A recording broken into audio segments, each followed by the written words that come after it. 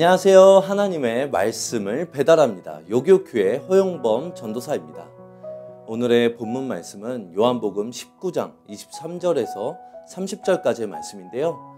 제가 요한복음 19장 29절에서 30절까지의 말씀을 봉독하고 오늘의 말씀을 함께 묵상하도록 하겠습니다. 거기 신포도주가 가득히 담긴 그릇이 있는지라 사람들이 신포도주를 적신 해면을 우슬초에 매어 예수의 입에 대니 예수께서 신포도주를 받으신 후에 이르시되 다 이루었다 하시고 머리를 숙이니 영혼이 떠나 가시니라. 전쟁 중에 우리나라에 있었던 실화라고 합니다. 한 만삭이 된 어머니가 아기를 낳기 위해 어떤 집을 찾아가던 중이었습니다. 그 어머니는 그만 그 집을 다 가지 못하고 길에서 진통을 하기 시작했는데요. 가진 것이 아무것도 없었던 어머니는 어느 다리 밑에 겨우 자리를 잡아 아기를 분만하게 되었습니다. 추운 겨울 아무도 도와줄 사람이 없는 가운데 그 어머니는 모든 것을 혼자 처리하고 아기가 춥지 않도록 자기 옷을 모두 벗어서 아기를 감싸 주었습니다. 해산 직후 추위에 어머니는 그만 얼어 죽고 말았습니다. 얼마 후에 어느 미군 장교 한 사람이 차를 타고 그 근처를 지나가다가 휘발유가 떨어졌는데 그는 부대로 연락을 취해놓고 차에서 내려 그 부근을 거닐던 중이었습니다.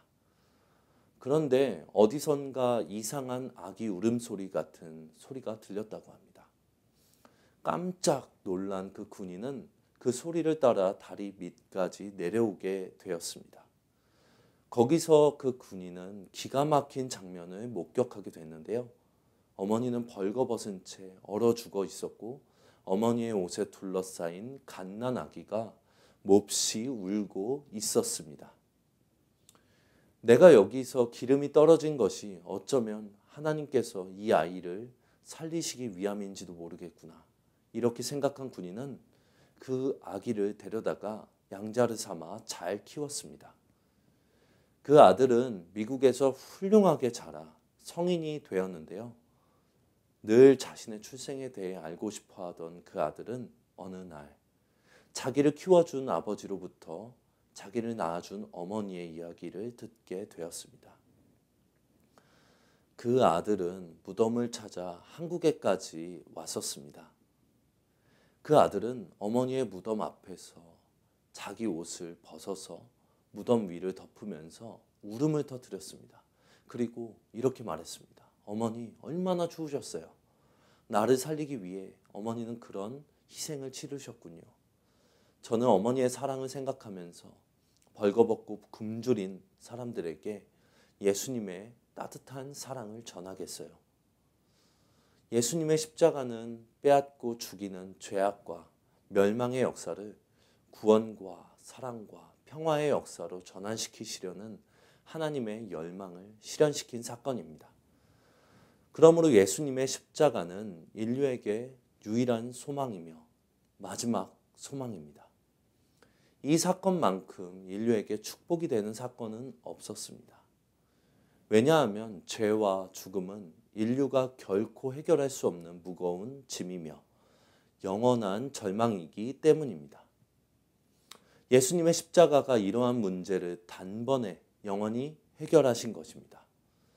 구약은 하나님의 순환에 관한 책인데 시편 22편에는 이스라엘의 고난에 관한 묘사 위에 하나님의 순환이 오버랩되어 있습니다. 요한은 시편 22편 5절, 18절 예수님의 십자가 사건으로 성취되었다고 기록합니다. 또한 시편 22편 전체가 예수님의 고난으로 귀착되었는데 이런 의미에서 예수님의 고난은 시편 22편 전체를 성취하신 것입니다. 예수님은 시편 22편으로 기도하시면서 고난의 삶을 사셨습니다. 그리고 하나님께 버림받은 것으로 보이는 때 십자가의 고뇌를 경험하시는 상황에서 이 시의 서두를 언급하심으로써 하나님을 향한 신실함을 지키셨습니다. 즉 기도를 계속하심으로 고난의 시간을 감당하신 것입니다. 이 시를 성취하시면서 가장 고통스러운 순환의 길을 가셨고 신앙의 승리와 하나님의 나라의 승리를 이루실 수 있었습니다. 예수님이 이 시의 서두를 하나님을 향한 믿음의 확증으로 고백하셨다는 사실은 예수님의 순환 기사 속에 시편의 다른 구절들을 인용하는 초기 기독교의 전통을 유발했습니다. 그래서 초기 기독교인들은 시편 22편을 통해 예수님을 묵상하면서 예수님을 가까이서 배웠던 것입니다. 예수님은 그의 생애 동안 시편 22편을 통해 기도하셨고 이루셨고 십자가에서 이 시편으로 하나님께 부르짖으며 십자가의 고난을 이기셨습니다. 그래서 예수님과 함께 십자가에서 죽고 부활하는 은혜의 신비를 우리가 누릴 수 있도록 하셨습니다. 그 모진 고통마저도 우리를 구원하시기 위해 견뎌내신 예수님의 사랑에 감사하며 그 감사함으로 오늘 하루도 살아가시길 바랍니다.